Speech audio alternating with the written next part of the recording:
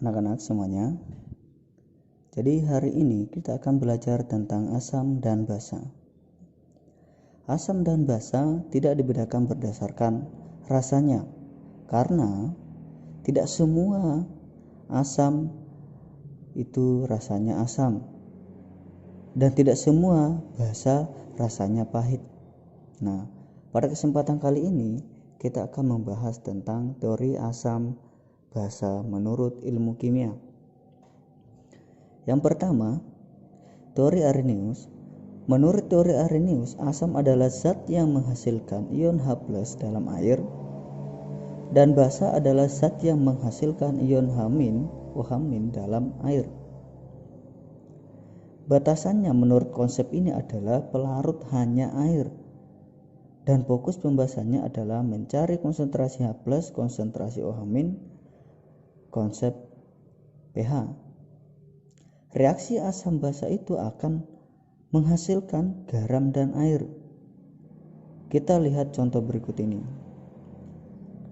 HCl itu disebut asam karena menghasilkan ion H+, sedangkan KOH basa disebut basa karena menghasilkan ion OH-. Reaksi asam dan basa akan menghasilkan garam dan air seperti berikut ini. Menurut Bronsted-Lowry, asam adalah spesies donor H+, sedangkan basa adalah spesies akseptor H+. Menurut teori ini, pelarutnya tidak hanya air, boleh air ataupun bahkan tidak dengan air.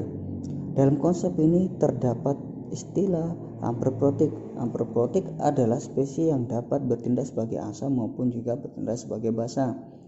Reaksi asam basa itu akan menghasilkan asam dan basa konjugasinya. Nah, karena teori ini lebih umum dibandingkan dengan Arrhenius, selanjutnya kita akan bandingkan teori Arrhenius dengan teori Bronsted-Lowry. Kita lihat di samping, CH3COH adalah asam menurut Arrhenius karena menghasilkan ion H+.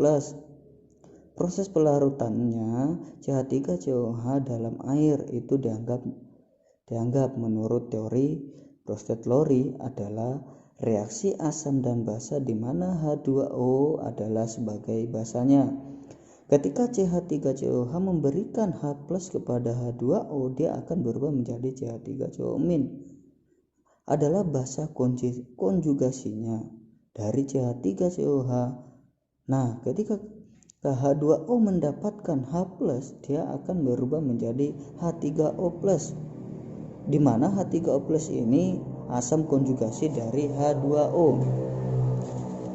Ketika kita bandingkan antara teori Arrhenius dan teori di atas, akan mengetahui bahwa H+ tidak lain dan tidak bukan adalah H3O+.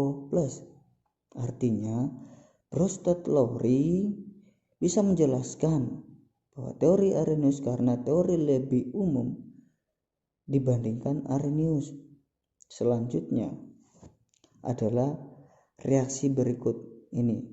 HCN akan memberikan H+ ke OH- sehingga HCN akan berubah menjadi CN-, merupakan basa konjugasi dari HCl. Ketika OH- menerima H+ dari HCN, dia akan berubah menjadi H2O.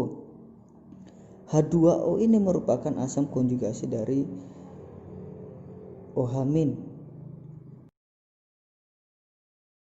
Selanjutnya, teori asam basa menurut Lewis.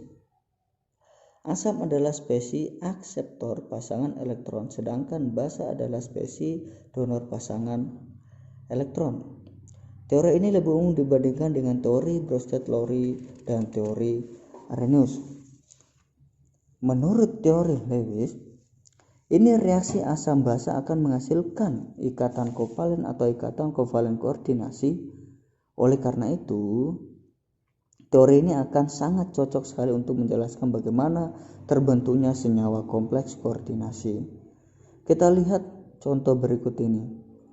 NH3 ditambah dengan BF3 menjadi NH3BF3. NH3 adalah basa Lewis karena dia punya pasangan elektron bebas. yang bisa didonorkan ke BF3 untuk diberikan membentuk senyawa. Nah, selanjutnya reaksi antara Fe3+ dengan 6CN- adalah bertindak sebagai basa Lewis karena punya pasangan elektron bebas yang bisa didonorkan ke BF3+ membentuk senyawa kompleks koordinasi. Nah, jadi diperhatikan, semoga materi ini bisa memberikan manfaat kepada kita.